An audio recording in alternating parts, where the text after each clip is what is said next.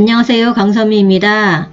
오늘은 공인중개사 기본과정 중개사법 21번째 시간으로 거민제도 잠깐 보고 난 다음으로 주택임대차보호법을 자세하게 보도록 하겠습니다. 주택임대차보호법은 민법의 제일 끝부분 민사특별법 거기에도 한 문제가 나오는 걸로 제가 들었고요. 그 다음에 이 중개사법에서도 한 문제 정도 나올 수 있다, 중요하다 이렇게 강사님께서 강조를 하셨거든요. 그래서 잘 해놓으면은 두 문제를 건칠 수 있지 않을까 그렇게 생각을 해봅니다. 거민제도 먼저 시작하겠습니다. 계약서의 거민제도. 자, 거민제도가 뭐냐 하면 계약을 원인으로 한 소유권 이전 등기를 신청할 때에는 부동산의 소재지를 관할하는 시장, 군수, 구청장 또는 권한을 위임받은 자의 거민을 받아 관할 등기소에 이를 제출하여야 한다. 이러한 계약서를 거민계약서라고 한다. 계약서에다가 거민을 받는다 이런 뜻인 것 같고요. 이것을 등기소에다 제출한다고 했고, 이 거민은 시장군수 구청장이나 권한을 위임받은 자인데, 권한을 위임받은 자는 이 화면의 하단에 보면은 그 읍면동장, 한 단계 조금 더 내려간 읍면동이죠. 읍면동장까지도 가능한 것 같아요. 그래서 시장군수 또는 읍면동장 이렇게 되고, 이래서 거민을 받아서 등기소에 제출한다 이렇게 되어 있습니다. 자, 이것은 왜 거민제도를 하느냐? 부동산에 대한 투기와 탈세 방지를 위해서 그렇습니다. 거민 대상 계약을 보자면 부동산에 관한 소유권 이전 계약입니다. 소유권이 변하는 거죠. 매매나 교환이나 증여로 인해서 소유권이 이전되는 그 계약은 거민 대상 계약이고, 등기 원인을 증명하는 서면이 판결서 또는 판결과 같은 효력을 받는 조서일 경우에 판결서 등에, 그러니까 판결서나 조서나 이렇게 되겠죠. 판결서 등에 거민을 받게 됩니다. 그리고 공유 부동산을 분할할 때, 이전 등기를 할 때도 역시 그 거민을 받아야 되는 거고, 명의 신탁 해지에 의하여 이전 등기를 할 때도 역시 거민 대상 계약이라고 봅니다. 부동산에 관한 소유권 이전 계약, 매매 교환 증여에 관한 이전 계약할 때 거민 받아야 되고, 판결서나 조서 같은 거에는 거기에다가 거민을 받아야 되고, 공유 부동산을 분할함으로써 이전 등기를 할 때 역시 받고, 명의 신탁 해지에 의하여 이전 등기할 때도 거민을 받는다 이렇게 되어 있고요. 거민 대상이 아닌 계약입니다. 거민 대상이 아닌 계약은 상속, 경매, 공용 수용, 임목, 광업재단, 공장재단, 그리고 국가 등과 거래할 때, 그리고 토지거래허가 또는 부동산 거래 신고를 한 계약. 거기 했으면 이건 안 해도 된다는 겁니다. 토지거래 허가를 받아야 되는 곳에서 허가 받고 거래했을 때 안 해도 되고, 부동산 거래 신고를 했다 이러면은 역시 거민 안 해도 되고요. 저당권이나 전세권, 임대차 이런 경우에는 거민 대상 아닙니다. 소유권 이전, 가등기, 가등기죠. 진짜 그 등기가 아니라 가등기도 역시 거민 대상이 아니다. 알아두시고요. 거민 절차는 계약을 체결한 당사자 중에 한 명 또는 위임받은 자 또는 계약서를 작성한 변호사와 법무사 및 개공사, 이런 사람들이 거민을 신청할 수 있다.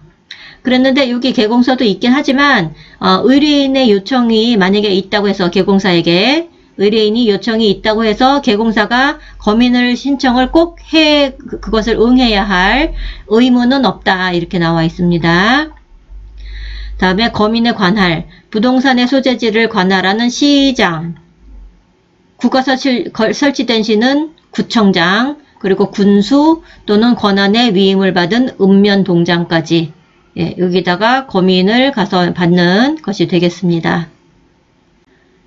자, 이제 주택임대차보호법을 들어가겠습니다. 주택임대차보호법의 제정 목적 및 특징. 주거생활의 안정을 위하여 임차인의 임차기간 및 보증금, 기간 및 보증금을 보호하기 위한 목적입니다.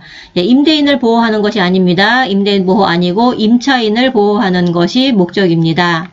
민법의 임대차 규정에 우선하여 이 법이 적용됩니다. 예, 민법에도 임대차 규정이 있지만 주택임대차보호법이 더 우선적으로 적용된다. 이렇게 알아두시고요. 적용 범위는 주거용 건물인데 실질적으로 주거에 사용되고 있는가 이것에 따라 판단합니다. 그러니까 실질적인 사용이네요. 실질적으로 주거에 사용되고 있어야 되고 등기 여부나 무허가 건물, 한동인지 전체인지 이런 것들을 구별을 하지 않습니다. 그러니까 등기가 됐든 안 됐든 적용받는 거죠. 무허가 건물도 적용받는다는 거죠. 한동이냐 뭐 전체동이냐 이런 것 구별하지 않고 다 주택임대차보호법에 적용을 받는다. 다시 말해서 광범위하게 적용을 받는다. 이렇게 되어 있고 주거용 건물인지의 판단 시기는 원칙적으로 임대차 계약 체결 당시입니다. 임대차 계약 체결 당시를 기준으로 주거용 건물이냐 아니냐를 판단해서 이제 적용을 받게 되겠습니다. 그리고 겸용 건물도 적용됩니다. 주거용 앤드 상업용 이런 것 같은데요. 겸용 건물에도 적용받고 실소유자가 아니라도 권한을 가진 임대인과 임대차 계약을 했을 때 이거 전전세를 말하는 겁니다. 권한을 가진 임대인이라는 건 사실 원래 본래의 임차인을 말하는 거죠. 본래의 임차인이 다시 임대를 주겠다는 거죠. 그 제2차로 다시 임대를 준다 그랬을 때 그때는 임차인이 이렇게 임대인이라는 말을 또 쓸 수 있는 거죠. 그래서 권한을 가진 임대인과 임대차 계약을 할 때 그러니까 전전세 이것을 맺은 경우에도 해당된다. 그러니까는 광범위하게 해당된다. 이게 지금 이제 주택임대차보호법이라는 게 사람이 살 집이잖아요. 생활을 해야 되는 살 집이기 때문에 아주 광범위하게 적용을 받아서 보호를 받는 거라고 이제 생각이 들고요. 미등기 전세의 준용. 자, 미등기 건물도 보호받고 옥탑방 같은 것도 보호를 받는다. 이렇게 되어 있고요. 기타로 보호받는 대상이 또 있는데 한국토지주택공사, 지방공사, 그리고 중소기업, 외국인도 모두 보호받습니다. 근데 보호받지 않는 보호 대상이 아닌 부분이 있습니다. 일시 사용을 위한 임대차 보호받지 못하고요. 법인 보호받지 못합니다. 법인 그리고 불법 체류 외국인 보호받지 못하는 요거 보호받지 못하는 대상을 또 자세히 알아두시면 되겠습니다. 존속기간의 보장을 보겠습니다. 기간을 정하지 아니하거나 2년 미만은 2년으로 본다. 2년으로 본다. 다만 임차인은 2년 미만으로 정한 기간이 유효함을 주장할 수 있다. 이 부분은 그냥 이 글자 여기부터 여기까지를 다 외워두시는 게 좋아요. 기간을 정하지 아니하거나 2년 미만은 2년으로 보고 다만 임차인은 2년 미만으로 정한 기간이 유효함을 주장할 수 있다. 쉽게 말해서 임차인은 만약에 1년만 살고 나가고 싶을 때 나가겠어요 라고 말해도 된다는 거죠. 임대인은 그것을 받아들여야 됩니다. 임대인이 그러면 안 된다는 거죠. 임대인은 1년만 살고 나가세요 라고 말을 못하는 거죠. 임차인에게. 정하지 않거나 2년 미만은 2년으로 봅니다. 다음에 임대차의 계속. 임대차가 종료한 경우에도 임차인이 보증금을 반환받을 때까지는 임대차 관계가 존속하는 것으로 본다. 예, 보증금을 반환받을 때까지는 계속 살 수 있죠. 다음에 계약의 묵시적 갱신을 보겠습니다. 법정 갱신이에요. 그냥 자동으로 갱신되는 거죠. 어떤 때냐 하면 임대인이 임대차 기간이 끝나기 6개월 전부터 1개월 전까지 6개월 전부터 1개월 전, 그러니까 아주 미리부터 얘기를 해야 할 수 있습니다. 6개월 전부터 1개월 전까지 갱신 거절의 뜻이나 계약 조건을 변경하겠다는 의사 표시를 하지 않으면 기간이 끝난 때에 전 임대차와 동일한 조건으로 다시 임대차한 것으로 본다. 임차인이 경우에는 임대차 기간이 끝나기 1개월 전까지 그 같은 의사 표시를 하지 않은 경우에도 같다. 이 경우 임대차 존속기간을 2년으로 본다. 임대인이 임대차 기간이 끝나기 6개월 전부터 1개월 전까지 6개월 전부터 1개월 전까지 요거랑은 좀 달라요. 임대인이 임대차 기간이 끝나기 6개월 전부터 1개월 전까지 갱신 거절의 뜻이나 계약 조건을 변경하겠다는 뜻을 하지 않으면 의사표시를 하지 않으면 동일한 조건으로 다시 임대차한 것으로 본다. 임차인의 경우에는 임대차 기간이 끝나기 1개월 전까지 의사 표시를 그와 같은 의사 표시를 하지 않으면 똑같다. 그리고 이 경우에 임대차의 존속기간을 2년으로 본다. 이렇게 나와 있습니다. 다음에 계약이 묵시적으로 갱신됐다면 이렇게 해서 묵시적으로 갱신이 됐어요. 그러면 묵시적으로 갱신된 경우에 임차인은 언제든지 계약 해지를 통지할 수 있습니다. 그리고 임대인이 통지를 받은 날부터 3개월이 지나면 효력이 발생합니다. 임대인이 통지를 받으면 3개월이 지나면 자동적으로 이제 나가게 될 수 있다. 효력이 발생한다 그랬습니다. 임차인은 언제든지 계약 해지를 통지할 수 있다. 임차인이 2기의 차임액에 달하도록 차임을 연체하면 안 그렇겠죠. 연체하면 아니면 또는 임차인으로서 의무를 현저히 위반한 경우에는 묵시적 갱신이 인정되지 않는다. 예, 당연히 하겠죠. 그럼 안 된다는 겁니다. 임차인이 2기의 차임액을 연체했거나 아니면 임차인으로서의 의무를 위반했을 때 묵시적 갱신은 인정되지 않습니다. 자, 대항력 중요한 부분이죠. 빨간색 글씨로 했습니다. 대항력. 임차인이 주택의 인도와 주민등록을 마친 때에는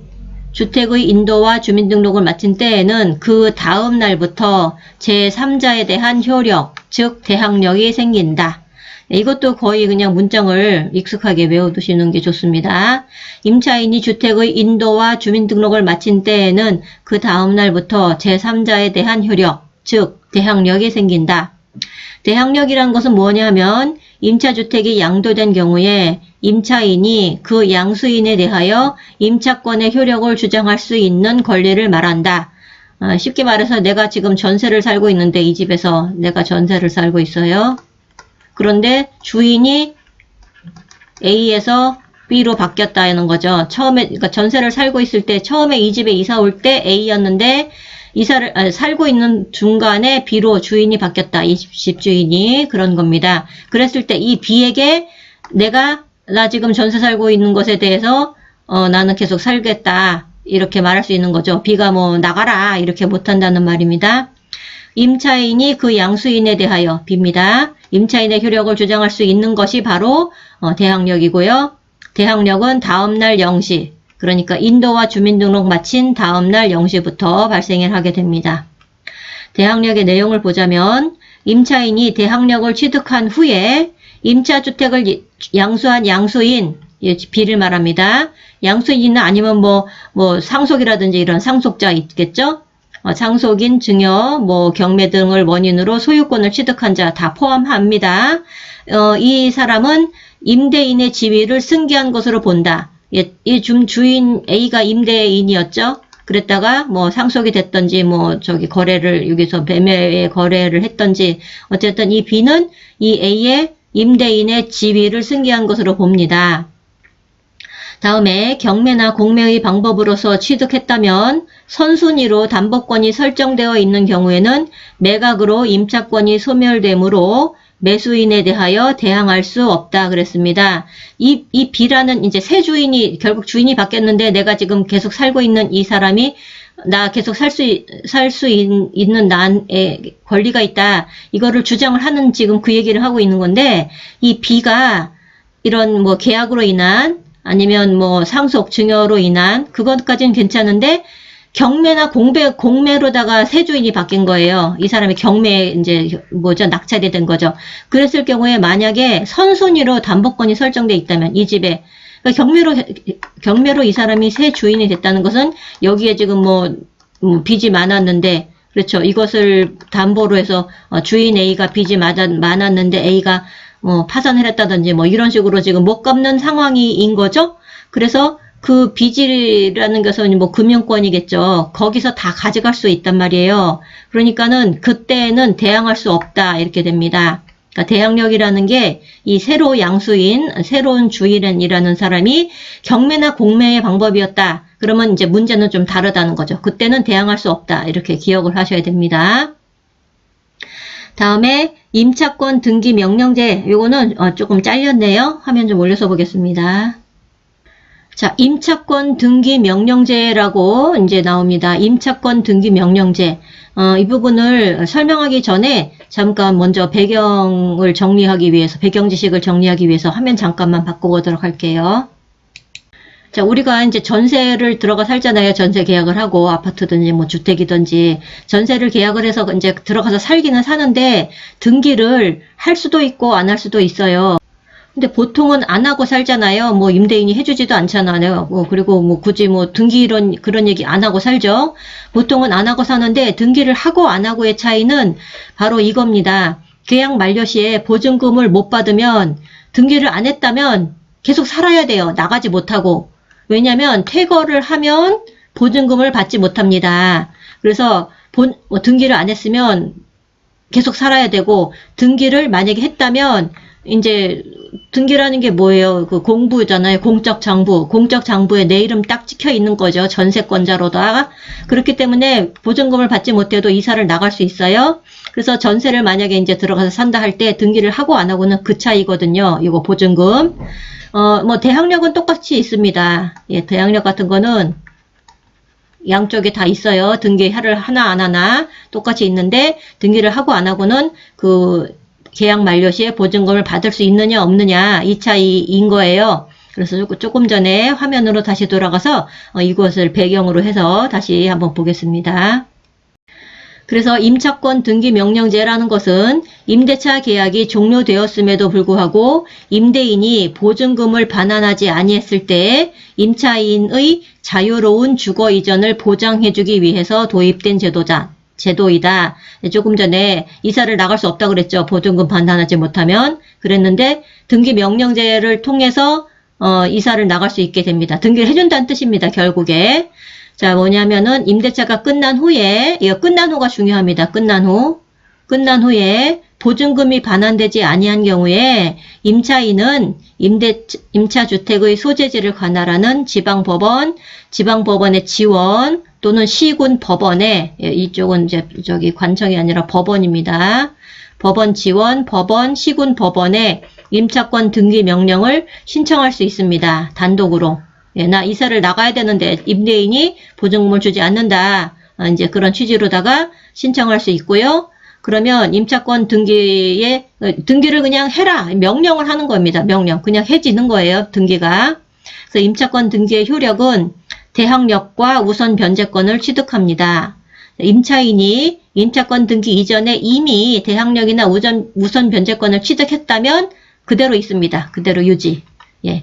이 임차권 등기 이전에 이미 대항력이나 우선 변제권을 취득했다면 그대로 유지되고, 임차권 등기 이후에는 대항 요건을 상실하더라도 이게 바로 이사를 나가는 거예요. 조금 전에 얘기했지만 등기를 하면 이사를 나갈 수도 있다고 그랬죠. 지금은 이제 강제적으로 등기를 하게 되는 거고, 역시 이사를 나갈 수 있다는 겁니다. 대항 요건을 상실하더라도 이미 취득한 대항력이나 우선 변제권을 상실하지 아니한다. 임차권 등기 이후에는, 예, 이거 임차권 등기 명령제, 등기 이후에는 대항 요건을 상실해도 대항력 우선 변제권 상실하지 아니한다. 그리고 이사를 나갈 수 있다. 이렇게 되는 거죠. 그런데 최우선 변제권의 부정, 예, 최우선 변제권은 아니다. 이런 뜻입니다. 임차권 등기 명령의 집행에 따른 임차권 등기가 끝난 주택을 그 이후에 임차한 다음 임차인입니다. 그 이후에 임차한 임차인은 최우선 변제를 받을 권리가 없다. 그러나 우선 변제권은 인정된다. 예, 그 이후에 임차한 임차인은 최우선 변제를 받을 권리까지는 없고, 그러나 우선 변제권은 인정된다. 이렇게 알아두시고, 임차권의 승계, 주택임대차보호법에만 있습니다. 주택임대차보호법에만 있다. 상가임대차보호법엔 없습니다. 자, 임차권의 승계는 사실혼 배우자를 보호하기 위한 조치입니다. 사실혼 배우자. 예, 법적으로 배우자가 아닌 사실혼 배우자를 보호하기 위해서. 왜냐면 지금 이제 주거에 관한 문제이기 때문에 주거가 불안정하면 안 되겠죠. 그래서 사실혼 배우자를 보호하는 조치이고, 임차권이 사망한 경우에 동거하고 있는 상속인이 아닌 자, 사실혼 배우자 같은 사람, 상속인이 아닌 자는 주거를 상실한 우려가 있기 때문에, 주거를 상실할 우려가 있기 때문에 이들이 임차권을 승계할 수 있도록 만든 특별 규정이다. 그래서 임차권의 승계, 주택임대차 보호법에만 있다. 이렇게 나와 있고요. 그럼 임차인의 그 권리와 의무를 승계하는 사람, 승계자가 누구냐 하면 상속인이 있는 경우와 상속인이 없는 경우 이렇게 둘로 나눠 볼 때 상속인이 없는 경우가 이제 바로 그 사실혼 배우자가 승계합니다. 읽어보자면 그 주택에서 가정 공동생활을 하던 사실상의 혼인관계에 있는 자가 임차인의 권리와 의무를 승계합니다. 상속인이 없는 경우에는 그렇고 상속인이 있는 경우에는 이제 두 가지인데 함께 생활을 했느냐 안 했느냐 그 상속인이랑 요거에 따라 달라요. 그래서 만약에 임차인의 사망 당시에 상속인이랑 다 같이 공동생활을 했다면 그냥 상속인이 임차권을 승계합니다. 상속인이 임차권을 승계하고 사망 당시에 함께 생활하지 않았다면 상속인이 있긴 하죠. 그러니까 사실혼 관계에 있는 자 그리고 이촌 이내의 친족이 공동으로 임차인의 권리와 의무를 승계한다. 이렇게 나와 있습니다. 다음에 효과를 보자면 임대차 관계에서 생긴 채권 채무는 임차인의 권리 의무를 승계한 자에게 귀속된다. 다만 임차인이 사망한 후 1개월 이내에 임대인에게 승계 대상자가 반대 의사를 표시한 경우에는 그리하지 아니하다. 승계하지 않겠다라고 반대 의사를 표시하면 된다는 거죠. 그러면 이제 귀속하지 않는 거죠. 지금 여기 채권이랑 채무까지 다 있으니까 채권이면 또 받을 권리니까 모르겠는데 채무까지 있으니까 어떤 때에는 아마 받기 싫을 수도 있겠습니다. 그래서 그때는 1개월 이내에 승계 대상자가 반대 의사를 표시하면 된다. 이렇게 나와 있고요. 주택임대차 분쟁조정위원회라고 있는데 이 부분은 뭐 내용이 다른 것도 할 게 하도 많아서 이 부분은 제가 좀 뺐습니다.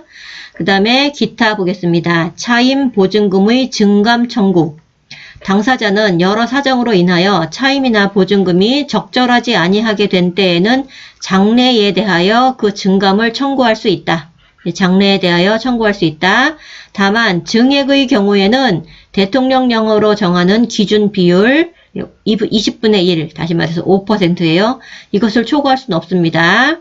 20분의 1을 초과할 수는 없고 이 규정은 임대차 계약 존속 중에 일방이 증감을 청구한 때에 적용됩니다. 일방이 청구한 때에 이게 적용이 되고 만약에 계약이 종료된 후에 재계약을 하거나 그러니까 계약이라는 자체가 상호 의사의 합치잖아요. 양측의 의사의 합치기 때문에 일방이 청구하면 이렇게 되는데 종료된 후 재계약을 하거나 임대차 계약 종료 전이라도 양 당사자 역시 여기 합의가 나옵니다. 양 당사자 합의에 의해 증액을 했다면 이 부분은 적용되지 않습니다. 그래서 차임 보증금의 증감 청구는 일방이 청구한 때에 기준 비율 5%를 초과할 수 없이 그 한도 내에서 장래에 대해서 증감을 청구할 수 있다. 이렇게 정리를 하면 될 것 같아요. 다음으로 보증금의 월차임 전환 시의 산정률의 제한입니다. 보증금을 일부를 월세로 돌릴 수도 있잖아요. 그래서 그 월차임으로 전환을 하는데 제한을 둡니다. 산정률을 제한을 두는데 다음의 기업과 니은 중에서 낮은 쪽을 채택을 합니다. 낮은 쪽을 채택을 해서 그것을 초과할 수는 없습니다. 자, 기업과 니은이라는 것은 대통령령으로 정하는 비율 연 1할, 연 10%죠. 10%. 그리고 기준금리에 대통령령으로 정하는 비율을 더한 비율 연 3.5%. 이거는 지금 대통령령으로 정하는 비율이고요. 기준금리를 예를 들어서 기준금리를 2.5라고 쳐보면 기준금리에다가 대통령령으로 정하는 3.5를 더한다는 뜻이죠. 그래서 6이 되겠죠. 연 6%. 그래서 둘 중에서 낮은 비율을 곱한다 그러니까 기준금리가 뭐 아주 높지 월등히 높거나 뭐 6.5 이상으로 되면 이것이 더 커지겠지만 그쵸? 6.5면 이게 10%가 될 거니까 6.5 이상이 되면 커지겠지만 6.5보다 적다면 이 기준금리에 따라서 보통 이제 6.5보다 적다고 볼 때 이것을 채택하게 될 것입니다. 니은을 예를 한번 들어보겠습니다. 자, 1억 전세를 7천만 원만 보증금으로 하고 나머지 그 3천만 원을 지금 월세로 전환을 한다 할 때 그 3천만 원에 대해서 아까 기억은 10%라고 했거든요. 연 10%라고 그랬으니까 3천만 원의 10%는 300만 원이잖아요. 여기까지가 지금 300만 원이고 이것을 월 12달이니까 월 12월로 나누면 300만 원에다가 12로 나누면 이게 25만 원 나오거든요. 25만 원 나오는데 기준금리 2.5라고 이제 만약에 친다면 그 대통령령으로 정한 비율은 3.5라고 아까 했으니까 그럼 2.5 더하기 3.5는 6이 되겠죠. 6%가 되니까 3천만 원의 6%는 이게 0.066%죠. 3천만 원의 6%에다가 12로 나누면 이게 180만 원이었나? 계산하니까 그렇게 나왔었고 12로 나누면 15만 원이 나와요. 그러니까 작은 거를 채택하는 거죠. 적은 금액인 15만 원을 넘지 못한다. 예, 그렇게 됩니다. 그리고 주택임대차 표준계약서가 있는데요.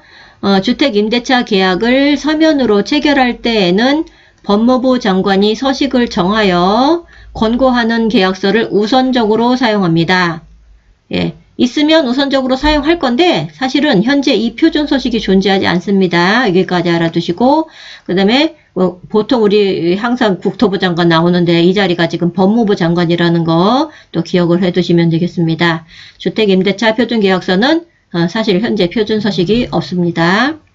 그리고 주택임대차 보호법은 편면적 강행규정입니다. 편면적 강행규정. 이것은 이 주택임대차 보호법의 규정에 위반된 임대인과 임차인 간의 약정으로서 물론 약정을 했어요. 둘이 약정을 했는데 만약에 그것이 임차인에게 불리한 것은 그냥 효력이 없습니다. 아주 강력하죠? 그래서 편면적 강행규정 이름 알아두시고 임차인에게 불리한 것은 효력이 없다. 알아두시고요. 보증금의 회수는 좀 올려서 보겠습니다. 다음에는 보증금의 회수 부분에서 우선 변제권 그리고 최우선 변제권을 보게 됩니다. 자, 우선 변제권이라는 것은 경매나 공매 시에 환가대금에서 후순위 권리자 기타 채권자보다 우선하여 보증금을 변제받을 수 있는 권리를 말합니다. 민법에서 그 저당권을 배울 때 그런 얘기를 했었는데요. 이제 내가 지금 어느 아파트에 전세를 살고 있는데 그 집주인이 뭐 은행에 대출을 받았을 수도 있고요. 근데 그래서 그 은행이 이제 저당권을 가지고 있는 거죠. 그리고 내가 이제 그 집에 들어간 거죠. 그래서 이제 전세권을 만약에 뭐 등기까지 했다고 쳐요. 전세권을 획득을 했어요. 그랬을 때, 이 은행의 빚을 뭐 못 갚았다거나 그러면 이제 경매나 공매로 넘어가게 되는 거죠. 그랬을 경우에는 이 저당권 밑으로는 순위가 지금 얘가 먼저고 얘가 나중이란 말이에요. 내 전세권은 나중이에요. 그럼 저당권이 내 앞에 있으면 전세권보다 위에 저당권이 있으면 경매나 공매로 이제 그 집이 넘어갔을 때 사라지게 됩니다. 이게 소멸됩니다. 소멸. 예, 그래서 소멸되기 때문에 전세권은 소멸되는 권리이기 때문에 이제 이 우선 변제권을 꼭 획득을 해야 되는 거죠.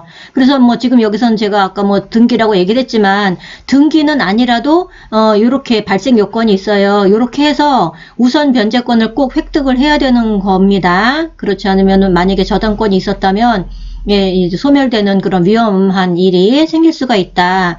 이런 거고요. 자, 우선 변제권의 발생 요건을 보자면 주택의 인도와 주민등록이라는 대항 요건. 예, 우리 조금 전에 앞에 부분에서 대항력 배웠죠. 그래서 주택의 인도, 주민등록 이것으로 대항력이 생긴다. 그랬는데 거기다가 플러스, 예, 플러스입니다. 하나를 더 해야 됩니다. 임대차 계약 증서상의 확정일자를 갖추어야 된다. 예, 그래서 대항력을 갖추어야 되고 확정일자를 받아야 된다. 그래야 우선 변제권이 획득하게 됩니다. 우선 변제권을. 자, 그래서 확정일자란 무엇이냐 하면 임대차 계약 증서에 변경 불가능한 확정된 일자인을 받는 것으로 그 일자에 계약서가 작성되었다는 완전한 법률상의 효력이 인정되는 일자를 말한다. 이렇게 나와 있어요. 예, 저도 그 젊은 시절에 처음 이제 전세를 살게 되었을 때 그 주위에서 확정일자를 꼭 받아라, 뭐 꼭 받아야 된다, 얼마나 강조를 하셨는지, 저는 이제 그래서 뭐 일단 그렇게 얘기를 들었으니까 동사무소에 가서 확정일자 받으러 왔다 그렇게 얘기를 한 거죠. 전입신고하면서 아마 했을 거예요. 근데 확정일자를 뭐 받는다는 게 그냥 그 계약서에다 도장 하나 찍어주더라고요. 그 날짜. 그래서 저는 되게 이상했어요.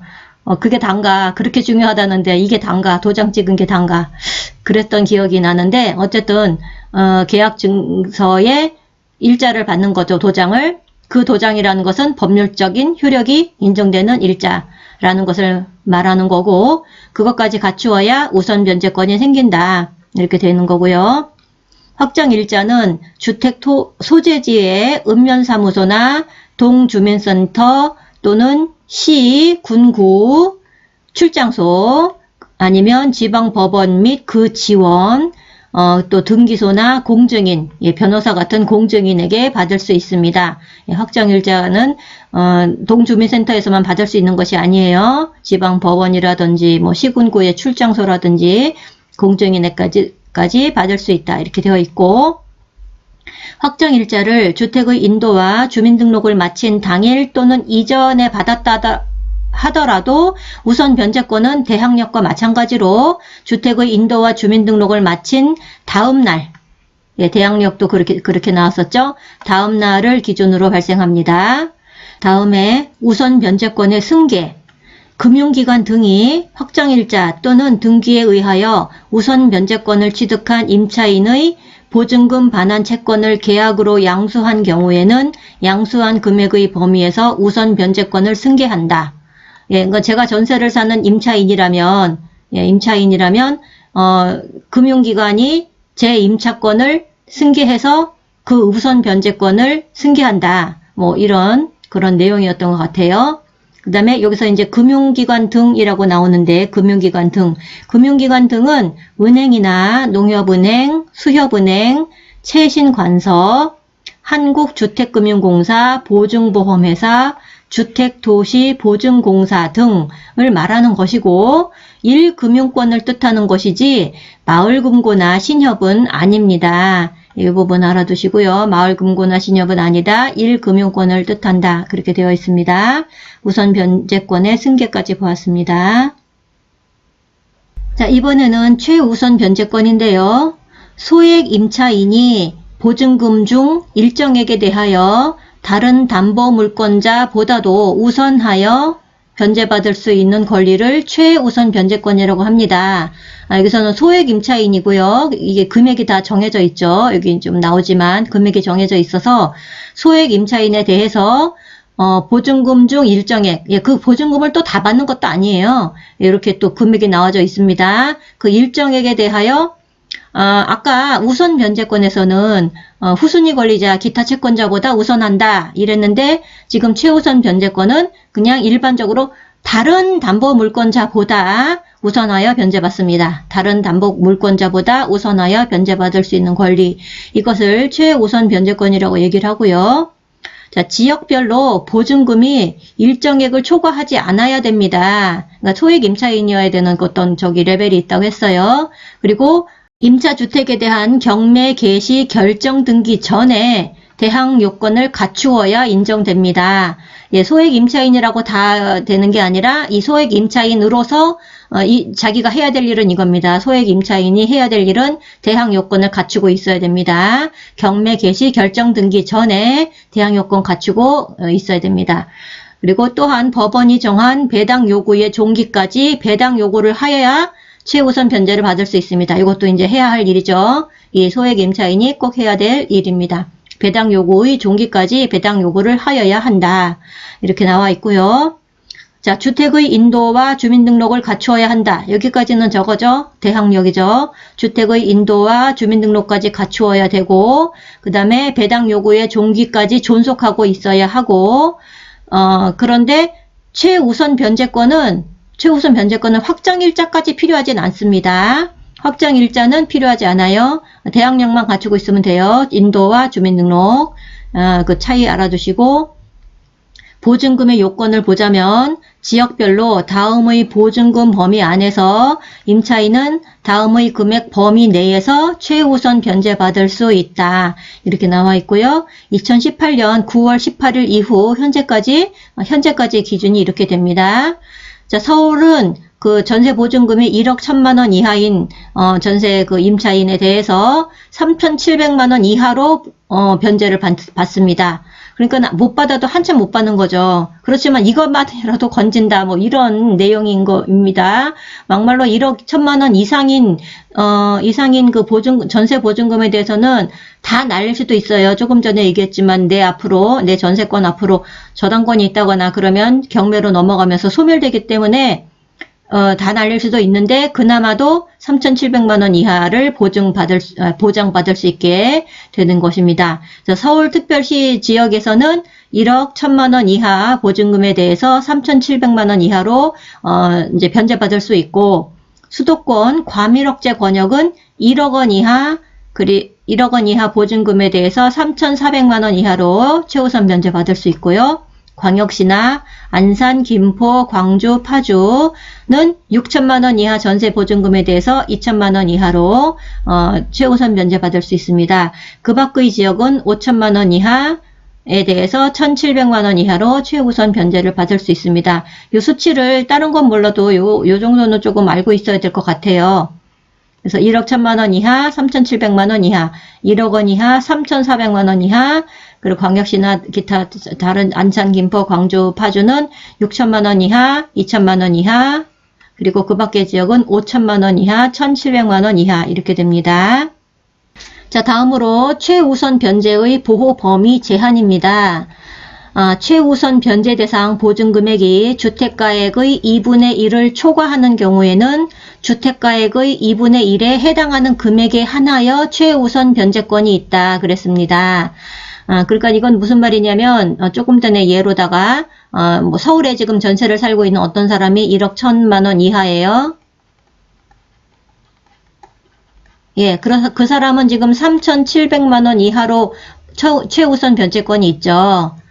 예, 3,700만 원 이하로 최우선 변제권이 있는데 주택가액의 2분의 1을 초과한다. 그랬을 경우에는 주택가액의 2분의 1에 해당하는 금액만 최우선 변제권이 있다 그런 겁니다. 뭐냐 하면 주택가액을 경매 낙찰가로 이해를 해주세요. 낙찰가. 그래서 예를 들어서 1억의 낙찰을 받았어요. 1억의 낙찰.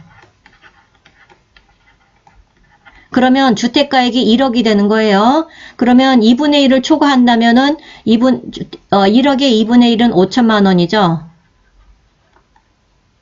5천만 원이에요. 그래서 거기에 최대가 5천만 원이라는 거예요. 최대가. 5천만 원이라 지금 예를 들어 어떤 사람이 1억 1천만 원 이하라서 3,700만 원까지는 받을 수 있다 그랬을 경우에 이 5천만 원이면 얘가 크니까 3,700만 원을 받을 수가 있어요. 그 사람은 3,700만 원 최우선 변제 받을 수가 있는데 그런데 이제 문제는 이제 이런 경우가 문제인 거예요. 그 하나의 주택에 임차인이 2명이 이상이에요. 그런데 각 보증금 중 일정액을 모두 합한 금액이 주택가액의 2분의 1을 초과하는 경우. 그러니까는 최우선 변제액은 5천만 원을 넘을 수가 없어요. 낙찰가 1억일 때 5천만 원을 넘을 수가 없어요. 그래서 2명 이상이라면 2명이 나눠야 된다는 뜻입니다. 그래서 A도 3,700만 원을 받을 수 있고 B도 3,700만 원을 받을 수 있다고 해서 이 합하면 지금 얼마예요? 7,400만이잖아요. 이것을 받을 수 있다가 아니라는 거죠. 7,400만 원을 받을 수 있는 게 아니에요. 어쨌든 5천만 원 이하에서 해결해야 됩니다. 이건 왜 그러냐면 금융기관을 보호하기 위해서 그렇습니다. 금융기관이 너무 많은 그 위험에 처하면 뭐 도산하거나 그러면 또 국가 경제에 뭐 악영향을 미칠 수도 있고 금융기관을 보호해야 될 이유는 또 있는 겁니다. 그렇기 때문에 이 최우선 변제가 1억 1천만 이하가 3,700만이다. 그래서 3,700만을 다 보장받을 수 없어요. 예를 들어 이런 경우에 둘이서 나눠야 된다. 그럴 경우에는 보장받을 수가 없습니다. 5천만 원 하에서 둘이서 비율대로 나눈다 그랬어요. 일정액의 비율대로. 그래서 둘이서 어쨌든 나누는 거예요. 5천만 원을. 지금 예를 들어서 제가 이렇게 예를 들자면 그냥 똑같은 동일 금액이니까 2분의 1씩 나눠야겠죠. 그래서 이 사람에게 돌아가는 최우선 변제 금액은 2,500만씩 나눠 가지게 됩니다. 그래서 이제 그 이야기를 하고 있는 거고, 3번은, 여기 지금 뭐 악용을 방지하기 위하여가 있는데요. 3번은 악용 방지예요. 하나의 주택에 임차인이 2명 이상이고, 이들이 그 주택에서 가정 공동생활을 한다면, 악용입니다. 이들을 한 명의 임차인으로 봅니다. 그래서 2명으로 쳐서 2명에게 다 주는 게 아니라 한 명의 임차인으로 보아서 보증금을 합산하게 됩니다. 그렇게 최우선 변제 알아두시고요. 자, 다음에 주택임대차위원회의 설치. 최우선 변제를 받을 보증금의 범위와 기준을 심의하기 위해서 법무부에 주택임대차위원회를 두고 위원장은 법무부 차관, 그리고 9명 이상 15명 이하로 위원회를 만듭니다. 그래서 최우선 변제 받을 보증금의 범위와 기준은 주택임대차위원회에서 정한다. 이렇게 알아두시고요. 위원장은 법무부 차관이다. 이렇게 되시고, 최우선 변제 금액의 기준은 선순위 담보일자를 기준으로 한다. 선순위 담보일자예요. 내가 그 집에 전세를 들어간 일자가 아니라, 예를 들어서 아까도 얘기했지만 어떤 뭐 은행이 먼저 저당권을 잡아놨다 그러면 그 저당권이 잡은 그날을 말하는 겁니다. 예를 들어 볼게요.